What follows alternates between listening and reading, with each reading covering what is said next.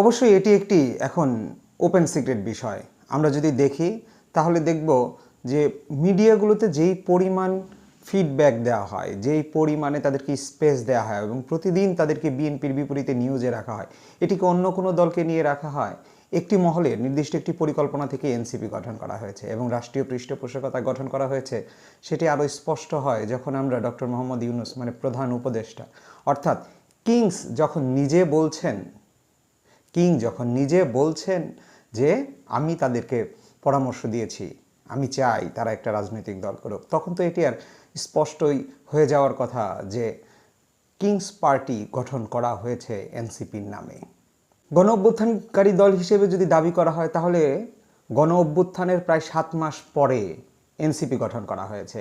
গণ অভ্যুত্থানে হয়তো বা এনসিপির কিছু নেতার সম্মুখ সারির ভূমিকা রয়েছে, কিন্তু দল হিসেবে এনসিপির ভূমিকা কিন্তু নাই, যেখানে অন্যান্য ইসলামিক, নন ইসলামিক, বিএনপি সহ অন্যান্য রাজনৈতিক দল যেমন তারা অংশগ্রহণ করেছিল, এনসিপির কিন্তু সেই সুযোগটি নেই। অতএব এনসিপি যদি দাবি করে তারা গণ অভ্যুত্থানকারী রাজনৈতিক দল, সেটি কিন্তু ভুল। সংবাদ মাধ্যমগুলোর খবর নিয়ে দেখেন, তারা কি স্বাধীনভাবে কাজ করতে পারছে? স্বাধীনভাবে কাজ করতে পারলে তারা স্বাধীনভাবে বা অন্যান্য দলগুলোকেও কেন এনসিপির মতো স্পেস দিচ্ছে না? গোয়েন্দা সংস্থার রিপোর্ট বা গোয়েন্দা সংস্থার চাপে, সরকারের চাপে, অদৃশ্য কোনো চাপে হয়তোবা তারা এনসিপিকে বারবার ফিডব্যাকে নিয়ে আসছে, এনসিপিকে তারা বারবার মিডিয়ার সামনে নিয়ে আসছে এবং দেখা যাচ্ছে যে সকল নিউজে এনসিপিকে নিয়ে করা হচ্ছে। টক শোগুলোতে এনসিপির একজন করে প্রতিনিধি বাধ্যতামূলক রাখা হচ্ছে।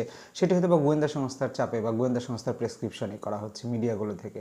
মিডিয়াগুলো হয়তো বা স্বাধীনভাবে কাজ করতে পারছে না বলেই এমনটা হচ্ছে। অন্য কোনো দলের ক্ষেত্রে তো নাই, অন্য কোনো দলের নেতার ক্ষেত্রে তো দেখছি না, বা অন্য কোনো দলও তো, তারাও তো সমানভাবে এই গণ অভ্যুত্থানে অংশগ্রহণ করেছে, গণতন্ত্রের পক্ষে অংশগ্রহণ করেছে, কিন্তু তাদেরকে কি সে সুযোগ দেওয়া হচ্ছে? যখন আমরা দেখছি একই জায়গায় একটি নতুন দল, যার এখনও নিবন্ধন নাই, যার এখনও প্রতীক নাই, তাকে বিশেষ সুবিধা দেওয়া হচ্ছে, তাকে বিশেষভাবে সুযোগ দেওয়া হচ্ছে অন্য দলগুলোর তুলনায়, তখন তো সেটাকে আমরা কিংস পার্টিই বলবো।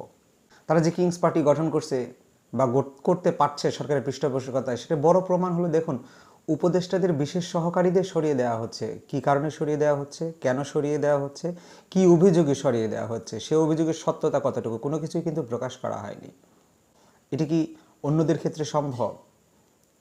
তানভীরের মতো একজন ব্যক্তিকে দরবেশ বাবা, নতুন দরবেশ, এটা বলা যায় গণ অভ্যুত্থানের পরে এনসিপির নতুন দরবেশ।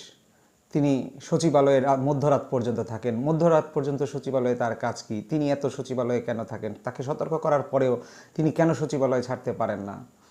সচিবদের সাথে বা সরকারের সাথে তার কি এত বোঝাপড়া, কি এত লিয়াজো যে তাকে সচিবালয়ে যেতে হয় এবং মধ্যরাত পর্যন্ত সচিবালয়ে থাকতে হয়?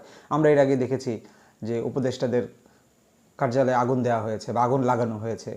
সরকার হয়তো বা বলতে পেরেছে যে এটাকে কুত্তা আগুন লাগিয়েছে, কিন্তু কোন কুত্তারা আগুন লাগিয়েছে, সেই কুত্তাদের পরিচয় কি উদ্ঘাটন করতে পেরেছে? সত্যতা মানুষ তো অনেকভাবেই জানতে পারে। অতএব রাষ্ট্রীয় সুযোগ সুবিধা বা রাষ্ট্রীয় পৃষ্ঠপোষকতায় এনসিপি গঠন করা হয়েছে এবং তাকে বিশেষ সুবিধা দেওয়া হচ্ছে। সেটি মিডিয়া পাড়ায় বলেন, সেটি রাজনীতির মাঠে বলেন, সেটি রাজপথে বলেন, সব জায়গায় তাকে, প্রশাসন থেকে শুরু করে সব জায়গায় তাকে বিশেষ সুবিধা দিয়ে গড়ে তোলা হচ্ছে একটি বিশেষ মহলের পরিকল্পনায়।